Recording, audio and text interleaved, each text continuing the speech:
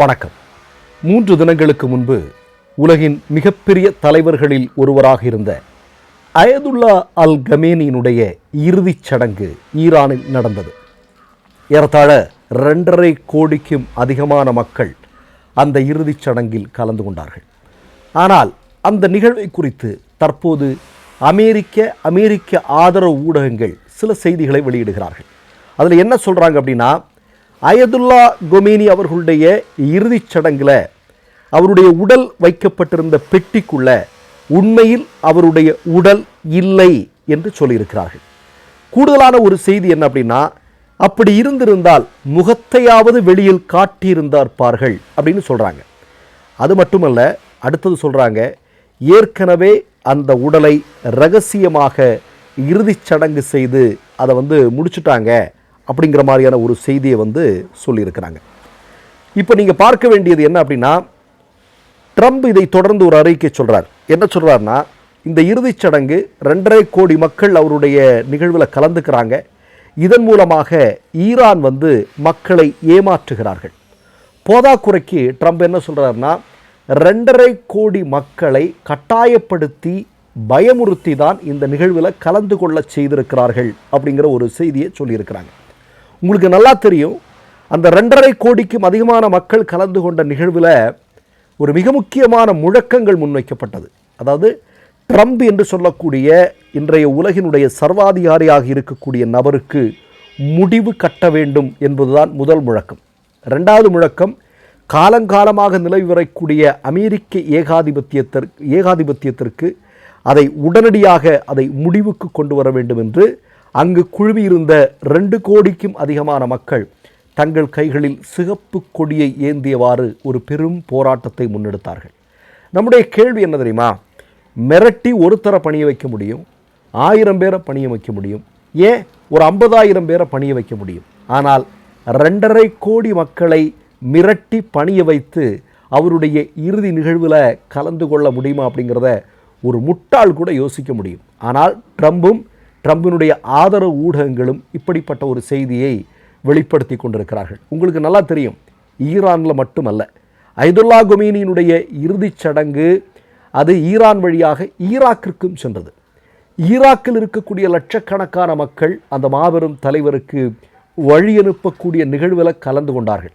இதையெல்லாம் பார்த்து இப்படிப்பட்ட ஒரு ஆதரவா இவருக்கு அப்படின்னு ட்ரம்ப் மலைத்து போயிருக்கிறார். போதாக்குறைக்கு எல்லா ஊடகங்களுமே இவருடைய துதியை பாட ஆரம்பித்திருக்கக்கூடிய காட்சியை பார்க்கிறோம். அதனால தான் ட்ரம்புக்கு ஈரான் என்ன தெளிவாக சொல்லியிருக்கிறது அப்படின்னா, நீங்கள் ஒரு நறுமண குப்பியை உடைத்திருக்கிறீர்கள், உடைத்ததன் மூலமாக அதற்குள் இருந்த நறுமணம் இன்றைக்கு உலகம் முழுவதுமாக வீசிக்கொண்டிருக்கிறது என்று அயதுல்லா அல் கொமேனியினுடைய மரணம் தொடர்பாக ட்ரம்ப் பேசியதற்கு இப்படி ஒரு பதிலடியை ஈரான் கொடுத்திருக்கிறது என்பதையும் சேர்த்து பார்க்க வேண்டியிருக்கிறது. இப்போ நீங்கள் இதில் அமெரிக்காவும் அமெரிக்க ஆதரவு ஊடகங்களும் ட்ரம்பும் சொல்லக்கூடிய இந்த சம்பவம் இருக்கிறது அல்லவா, அதாவது அவருடைய இறுதிச் சடங்கில் அந்த பெட்டியில் உண்மையில் அயதுல்லா கமேனியினுடைய உடல் இல்லை அப்படின்னு சொல்கிறாங்க இல்லையா. இப்போ நம்ம என்ன கேட்குறோம், 1980 இதே மாதிரி அயதுல்லா ருபேலா கமேனி என்று சொல்லக்கூடிய மதகுரு இறந்தபோது என்ன நடந்தது அப்படிங்கிறது ஒரு புகைப்படத்தில் பாருங்கள். இப்போ நீங்கள் பார்த்துட்டு இருக்கக்கூடிய புகைப்படத்திலையும் அவருடைய முகமோ உடலுடைய பாகங்களோ காட்டலை. ஒருவர் இறந்திருக்கிறார், அவர் மீது துணி போர்த்தப்பட்டிருக்கிறது, அவ்வளவுதான். இப்போ ஷியா முஸ்லீம்களுடைய நம்பிக்கைப்படி இறந்து போன ஒரு மனிதருடைய உடல் பாகங்களை வெளியில் காட்ட வேண்டிய தேவையில்லை, அதான் அவர்களுடைய நம்பிக்கை. அதன்படி தான் இறுதிச் சடங்கு நடந்திருக்கிறது. இன்னொரு மிக முக்கியமான விஷயம், அயதுல்லா கொமேனியினுடைய உடல் குளிப்பாட்டலை அப்படின்னு சொல்கிறாங்க. அயதுல்லா கொமேனி என்பது போரில் இறந்திருக்கிறார். அமெரிக்காவினுடைய நயவஞ்சகமான போர் உத்தியின் மூலம் அவர் கொல்லப்பட்டிருக்கிறார். அப்படி இறந்தவர்களை பொறுத்தவரையிலும் ஈரானில் அவர் ஒரு இரத்த சாட்சி, மக்களுக்காக தன்னுடைய உயிரை தியாகம் செய்தவர் என்பதாக பொருள்படும். அப்படிப்பட்ட ஒரு நபருடைய உடலை குளிப்பாட்ட வேண்டிய தேவையில்லை இப்படிங்கிற மாதிரி பல்வேறு விஷயங்களை அவங்க சொல்லி அதன் மூலமாக தெளிவுபடுத்தி கொண்டிருக்கிறார்கள். இப்போ நம்ம என்ன கேட்குறோம் அப்படின்னா, அங்கு குழுமியிருந்த 2.5 கோடிக்கும் அதிகமான மக்கள், அங்கு அவர்கள் வடித்த கண்ணீர், இதையெல்லாம் ட்ரம்ப் என்ன சொல்கிறார் அப்படின்னா, அது எல்லாமே ஒரு போலி கண்ணீர். நாங்கள் நினைத்திருந்தால் அன்றைய தினத்திலேயே ஒரு நிமிடத்தில் எல்லாத்தையும் முடிச்சிருப்போம் அப்படின்னு தொடர்ந்து ட்ரம்ப் பேசி கொண்டிருக்கக்கூடிய காட்சியை பார்க்கிறோம். இன்றைக்கு ஒரு மிகப்பெரிய தாக்குதல், அத்துமீறிய தாக்குதலை அமெரிக்கா நிகழ்த்தி இருக்கிறது. ஈரானில் ஏறத்தாழ 40க்கும் அதிகமான இடங்களில் ஒரு தாக்குதலை அமெரிக்கா நடத்தியிருப்பதாக சொல்கிறார்கள். தன்னுடைய கட்டுப்பாட்டில் இருக்கக்கூடிய ஹோர்முஸ் நீரிணையில் அத்துமீறி நுழைந்த கப்பல்களுக்கு எதிரான தாக்குதலை ஈரான் தொடுத்ததன் மூலமாக ஈரானுக்குள்ளே நாங்கள் தாக்குதல் நடத்தியிருக்கிறோம், 80 மிக முக்கியமான இடங்களை நாங்கள் இல்லாமல் ஆக்கியிருக்கிறோம் அப்படின்னு சொல்கிறாங்க. ஆனால் அதற்கு பதிலடியாக 2 தினங்களில் அமெரிக்காவினுடைய ஆதரவு நாடுகள் இருக்கக்கூடிய இடங்களில் அமெரிக்க கப்பல் தளங்களின் மீது, அமெரிக்காவினுடைய போர் தளவாளங்களின் மீது சுமார் 85 இடங்களுக்கும் அதிகமான இடத்துல ஒரு மிகப்பெரிய தாக்குதலை இன்றைக்கு ஈரான் நிகழ்த்தியிருப்பதாக செய்திகள் வெளிவந்து கொண்டிருக்கிறது. இப்போ நமக்கு ஒரே ஒரு செய்தி தான், ஏன் இவ்வளவு பெரிய அளவில் ட்ரம்ப் இப்படியெல்லாம் ஒரு பொய்யை சொல்கிறது, திரும்பவும் ஈரான் மீது தாக்குதல் நடத்துகிறாங்க அப்படின்னா, அயதுல்லா கொமேனி என்று சொல்லக்கூடிய ஒரு மதகுரு, ஈரானை வழிநடத்தி கொண்டிருந்தவர், அவரை நயவஞ்சமாக தாக்கி கொலை செய்ததற்கு பிறகு நீங்கள் பார்த்தீங்க அப்படின்னா, எந்த காலத்திலும் ஒரு இஸ்லாமிய மதகுருவிற்கு கிடைக்காத ஒரு மிகப்பெரிய அளவிலான மக்கள் மதிப்பு அயதுல்லா கொமேனி கிடைத்திருக்கிறது. இதன் மூலமாக அவர்கள் மேலும் துணிச்சல் மிக்கவர்களாக, அமெரிக்காவை சர்வசாதாரணமாக எதிர்கொள்ளக்கூடிய நபர்களாக மாற்றப்பட்டிருக்கிறார்கள். இது ட்ரம்புக்கு சுத்தமாக பிடிக்கல. ஏன்னா ஏற்கனவே நமக்கு எல்லாருக்கும் தெரியும், கடந்த பல மாதங்களாக ஈரான் மீது எதற்காக ட்ரம்ப் தாக்குதல் நடத்தினான். அதில் ஒரு விஷயத்தில் கூட வெற்றி பெற முடியவில்லை. கடைசியில் அடிபணிந்து போன காட்சியை பார்த்தோம். ஈரான் சொல்வதையெல்லாம் ஒப்புக்கொண்ட காட்சியை பார்த்தோம்.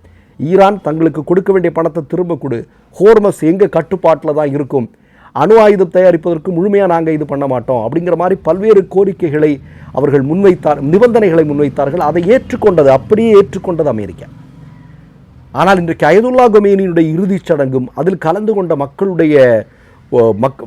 மக்கள் திரளெல்லாம் சேர்ந்து ஒட்டுமொத்தமாக ட்ரம்பிற்கு ஒரு மிகப்பெரிய கொடைச்சலை, அவமானத்தை கொடுத்திருக்கிறது.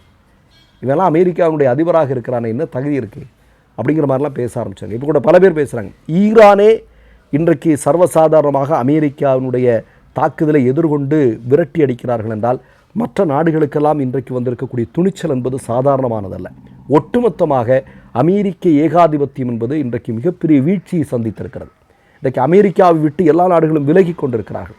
இவற்றுக்கெல்லாம் காரணம் என்ன தெரியுமா? அயதுல்லா கொமேனி என்று சொல்லக்கூடிய மனிதர். அவர் வாழ்நாள் முழுவதும் போராடிய போராட்டங்கள், அவர் எதற்காக போராடினாரோ, எதை மக்கள் மத்தியில் விதைக்க வேண்டும் என்று நினைத்தாரோ அதை அவருடைய மரணம் செய்து முடித்திருக்கிறது. அதனால தான் இன்றைக்கு அயதுல்லா கொமேனியினுடைய உடல் இல்லை, அவருடைய முகத்தை காட்டலை, அது பண்ணலை, இது பண்ணலை. அதே மாதிரி அவருடைய இறுதிச் சடங்கில் பல பேரை திட்டமிட்டு கொலை பண்ணுறதுக்கு முயற்சி பண்ணுறாங்க அப்படிங்கிறது மாதிரியான பல்வேறு விஷயங்களெல்லாம் இவனுங்க பரப்பி விட்டானுங்க. ஆனால் அது எதுவுமே உண்மை இல்லை என்று தற்போது நிரூபிக்கப்பட்டிருக்கிறது. மீண்டும் மீண்டும் இந்த போரினுடைய வெற்றி என்பது ஈரானுக்குடையதாகத்தான் இருக்கும். அமெரிக்கா நிச்சயமாக மண்டியிடும். மற்றொரு நிகழ்வில் சந்திப்போம். நன்றி, வணக்கம். 3 யூடியூப் சேனல்கள் வியாபாரத்திற்கு இருக்கிறது. தேவைப்படுபவர்கள் இந்த எண்ணுக்கு தொடர்பு கொள்ளுங்கள். மை நேம் இஸ் ரெட் சேனலை சப்ஸ்கிரைப் பண்ணிக்கோங்க. அதுக்கப்புறமா பக்கத்தில் இருக்கிற ஜாயின் பட்டனை கிளிக் பண்ணீங்கன்னா ஒரு நியூ பேஜ் ஒன்று ஓப்பன் ஆகும். அதுலேயும் ஜாயின் பட்டனே கிளிக் பண்ணிக்கோங்க. அதில் பார்த்தீங்கன்னா credit R debit card options இருக்கு. இதில் உங்களுக்கு விசா, மாஸ்டர் கார்டு, ரிப்பே அப்படின்னு 3 ஆப்ஷன்ஸ் கொடுத்துருக்காங்க. அதில் நீங்கள் எந்த கார்டு சூஸ் பண்ணுறீங்களோ அந்த கார்டோட நம்பர் என்டர் பண்ணிக்கோங்க. அப்புறமா கார்டோட வேலிடிட்டி மந்த் அண்ட் இயரை டைப் பண்ணிக்கோங்க. அடுத்தபடியா உங்க கார்டோட பின்னால சிவிசி கோடுன்னு சொல்லிட்டு 3 நம்பர்ஸ் கொடுத்துருப்பாங்க. அந்த நம்பர் இதில் என்டர் பண்ணிக்கோங்க. அப்புறமா அட்ரஸ் அண்ட் இன்ஃபர்மேஷன் என்டர் பண்ணிட்டு பைங்கிற பட்டனை கிளிக் பண்ணிக்கோங்க. ஒருவேளை உங்க கார்டு நம்பர் இன்வாலிட்னு காமிச்சிச்சுன்னா உங்க கார்டுல இன்டர்நேஷனல் யூசேஜை எனேபிள் பண்ணுங்க.